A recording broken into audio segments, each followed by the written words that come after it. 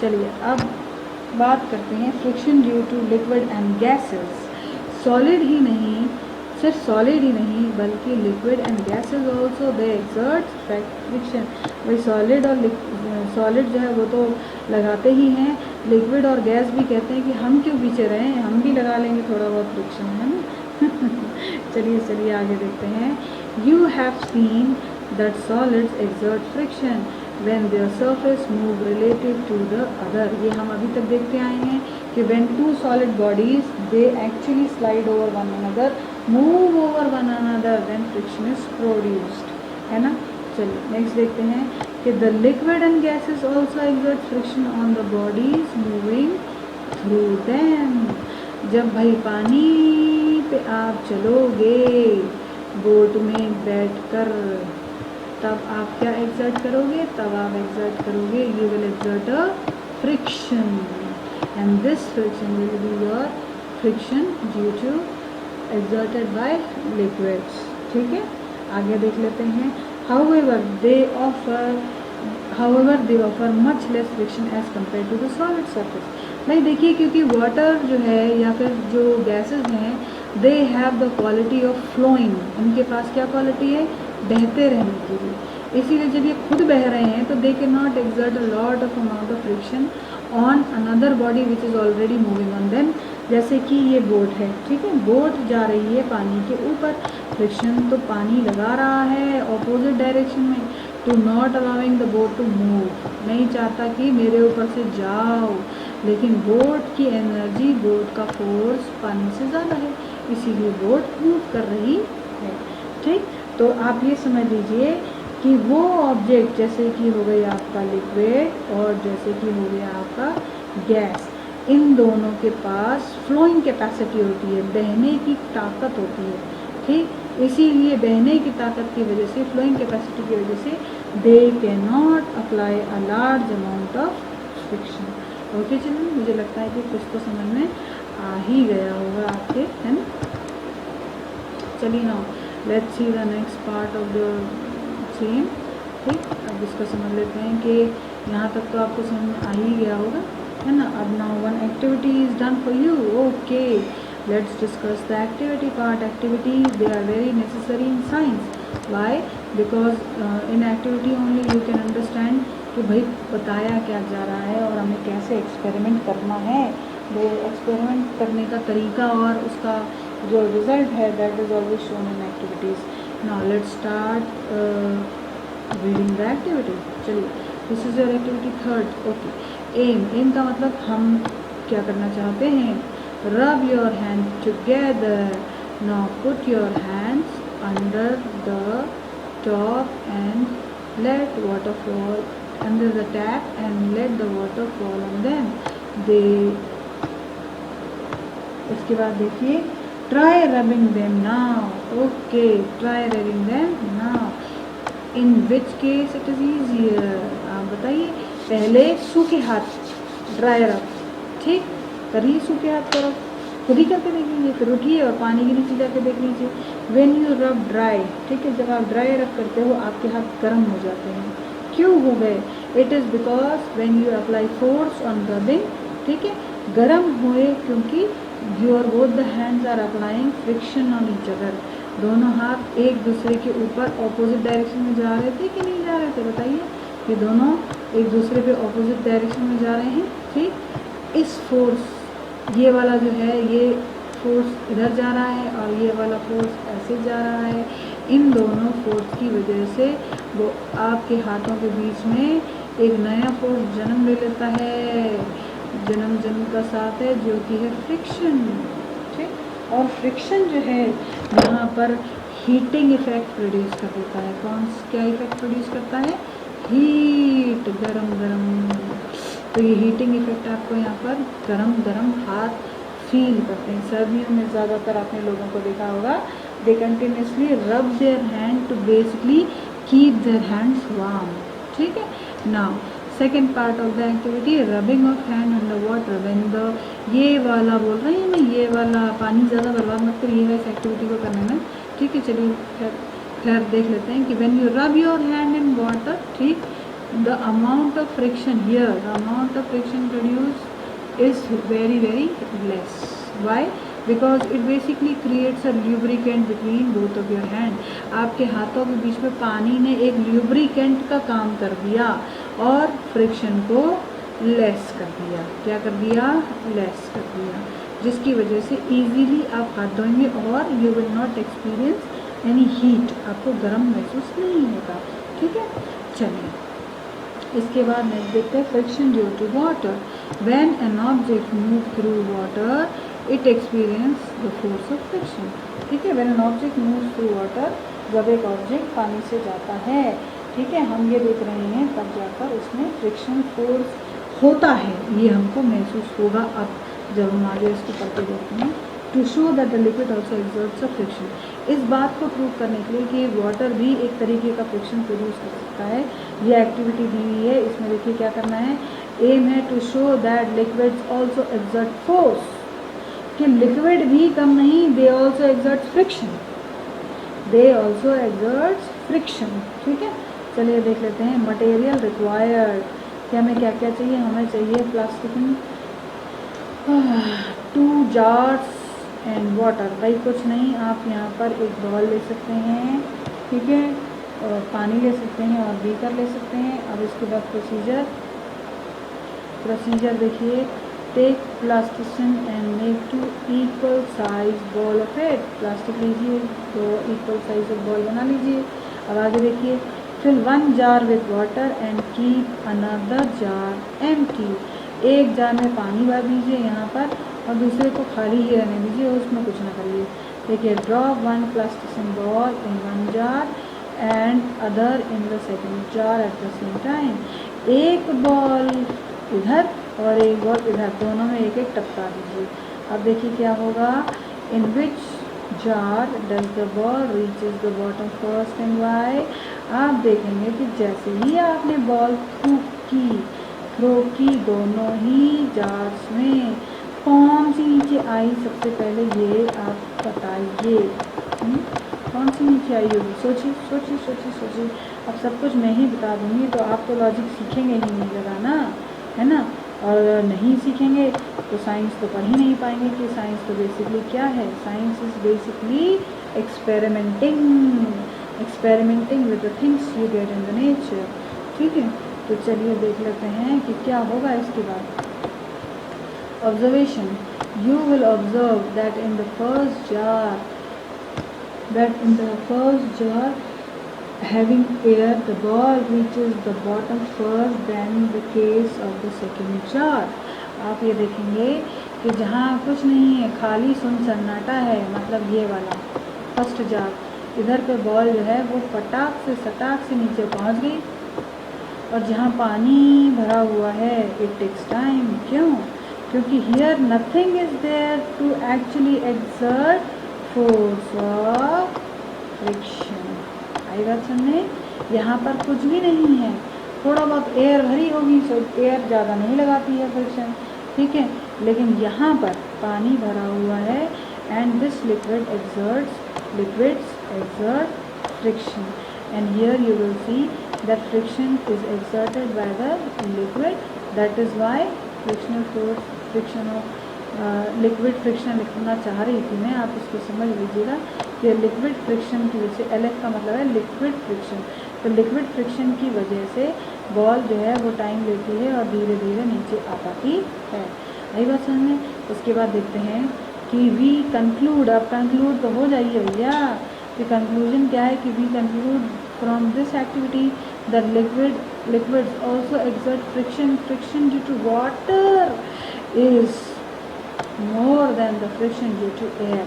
अब यहाँ से हमको एक नई कहानी पता चलती है कि अगर हम बात करें सॉलिड की, ठीक, लिक्विड की और गैस की, सॉलिड लिक्विड गैस 3 स्टेट तो होती ही है मैटर्स की, है ना, तो अगर हम बात करें सॉलिड लिक्विड और गैस की, तो सॉलिड में लगने वाला F क्या friction is always more than the force of liquid friction, and liquid friction का जो जो फ्रिक्शन लगाती है that is always greater than the gas friction. मतलब सॉलिड के पास ज़्यादा फ्रिक्शन होता है और फ्रिक्शन होता नहीं है, मतलब सॉलिड्स पे ज़्यादा फ्रिक्शन लगता है और लिक्विड पे उसके बाद लगता है, और गैस पे तो बहुत ही कम फ्रिक्शन लगाती है किसी चीज़ को। ठीक है, तो उम्मीद करते हैं कि यहाँ तक तो समझ में आ ही गया होगा। अब नेक्स्ट की बारी है, तो नेक्स्ट भी देख लेते हैं कि नेक्स्ट है क्या, है ना। चलिए, तो नेक्स्ट भी आ चुका है हमारे सामने, आँखों के सामने। अब इसको पढ़ने की कोशिश कर देते हैं कि असल में है क्या। चलिए, तो सोना, अरे सोने का मतलब ये नहीं कि सो जाओ, सोने का मतलब ऐसो सो वाला सो, इसका मतलब फिर। ठीक, सो का मतलब है कि आगे देखते हैं अब क्या। So the liquid also exerts friction. हमने ये जो एक्टिविटी की थी इससे हमें ये समझ में आया है कि ना ही सिर्फ सॉलिड ही नहीं, लिक्विड के ऊपर भी फ्रिक्शन का अधिकार है और वो भी फ्रिक्शन लगाता है। ठीक है, आगे देखते हैं कि बट तो जरूर आना है साइंस में। But friction due to air is much smaller than the friction due to liquid. बस वही वाली बात आ गई कि friction due to solid is more, friction in solid is more और then in liquid, then it is least in gases. ठीक है, आगे देख लेते हैं बच्चों।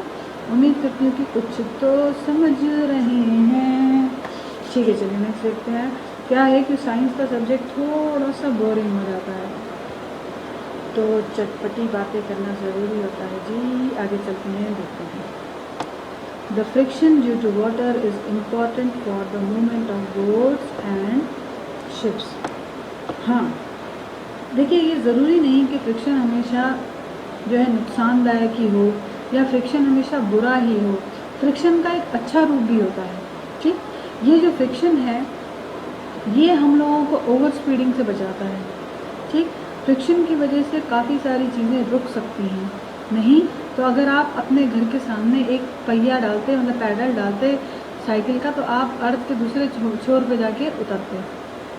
ठीक है, लेकिन ऐसा इसलिए नहीं होता क्योंकि दो रीज़न है। पहला रीज़न तो ग्रेविटेशनल फोर्स है और दूसरा रीज़न है कि आपके पास फ्रिक्शन है। फ्रिक्शन का जादू आपको रोके रहता है। ठीक है, तो यहाँ देख लेते हैं कि the friction due to water is important for the movement of boat and ship.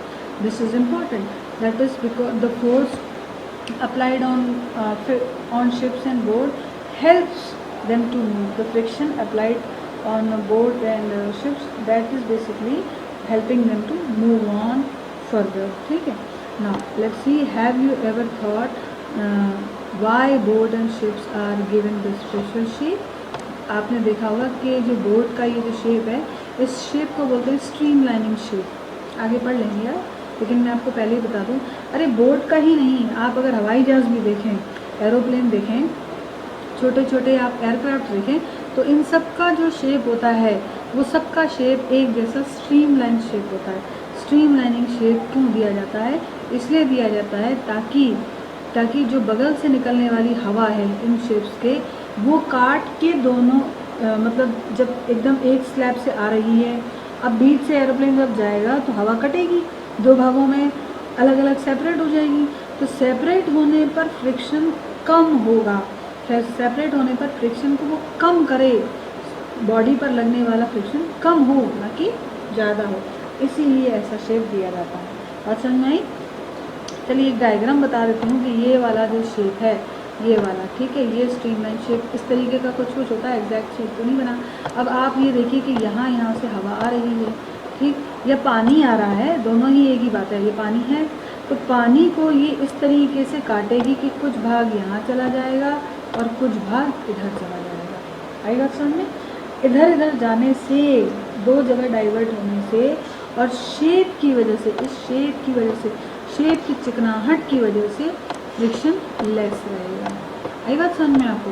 कि due to the streamlining shape of the bodies like aircraft and like ships, boats, the objects in water and in air are easily able to move.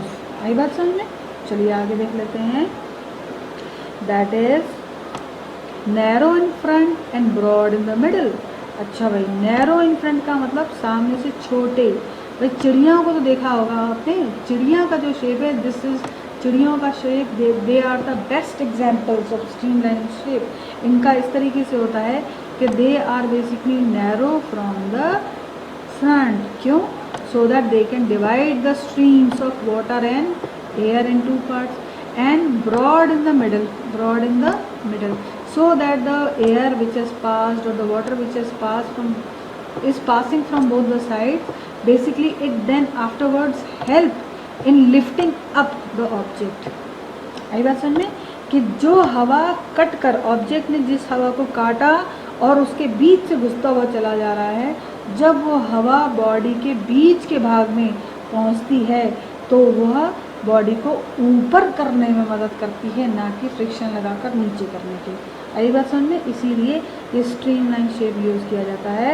आगे देख लेते हैं, this is done so to offer minimum amount of friction. आई बात समझ में आपको कि जो देखिए मछली का जो शेप है ना, या बोट का जो शेप है, ये सामने से आने वाले वाटर को, एयर को डिवाइड करने के लिए और फ्रिक्शन को मिनिमाइज करने के लिए, फ्रिक्शन को क्या minimize to lower the amount of friction करने के लिए बनाया जाता है। अब इस शेप को पढ़ लेते हैं। This type of shape is called streamline shape. Okay, streamline shape, ठीक। बेस्ट एग्जाम्पल है चिड़िया, कबूतर, जितने भी आपने उड़ने वाले पक्षी देखे होंगे, ठीक है, उनका ही ये एग्जाम्पल सबसे बेस्ट होता है स्ट्रीमलाइन का। भाई जो राइट ब्रदर्स थे, इन्होंने चिड़ियों को देख के ही तो हवाई जहाज़ का शेप बनाया था कि ये उड़ लेती हैं तो हम क्यों नहीं उड़ सकते, है ना। उसके बाद उनको समझ में आया कि उनके शेप में और हमारे शेप में फ़र्क होता है, तो फिर उन्होंने जो एयरक्राफ्ट डिज़ाइन किया था वो एक चिड़िया से इंस्पायर्ड डिज़ाइन था, और फिर ग्रेजुअली इट स्टार्टेड वर्किंग। आगे देखते हैं, it is a special shape of a body around which air और water can flow fast easily. आई बात समझ में, व्हेन एयर और water moves here here here, it moves with a very very fast speed so that it can overcome the friction. Okay, चलिए, offering minimum amount of friction तो हो चुका है। नेक्स्ट देखते हैं, the streamline shape of bodies of fishes and other marine animals help them in reducing the force of friction between their body and water through which they move. Okay, so this basically the streamline shape of any of the boat or ship, you can say. I have tried to make a boat, maybe it is not looking, but I know that this is boat. You see my feelings, ठीक है, and it is basically moving on water, see. So let's see that this, from here the water is coming. Okay, when it is coming with a very very fast speed, the object is moving with a very fast speed, naturally it will hit the water with a very very fast speed, ठीक। तो the object will move here with fast speed and the water will come in contact for a very lesser time, so it will apply a very less amount of friction on it. Is it okay children? And the speed of the object will basically decide the amount of friction of the object, ठीक। Now let's move on to the swimming part. Swimming. While swimming, a swimmer tries to streamline his body so that he experience least friction due to water। आपने देखा होगा कि जितने भी swimming करते हैं, ऊपर से जब कूद रहे होते हैं, बिल्कुल हाथ लंबे करके सामने से नमस्ते की शेप में ले आते हैं, है ना। क्यों? Basically they want to make their body in streamline position. ये वाला जैसे ना हाथ वी शेप में ले आए और यहीं से आके कूदे पानी में, तो ये क्या है, ये basically they are trying to make their body in streamline position so that they can reduce the amount of friction produced on their body. चलिए आगे देखते हैं।